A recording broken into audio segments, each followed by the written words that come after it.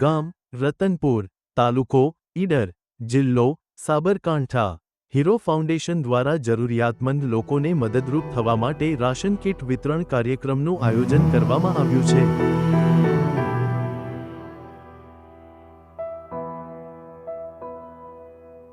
तिनका था हमने सवारा,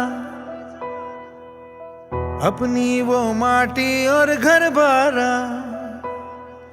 लुट रहा ये चमन अपना वतन, आंखों से अपनी लुट रहा ये चमन अपना वतन, आंखों से अपनी संकल्प बोल के हम तो निकल पड़े, हर द्वार खोल के गगन कहे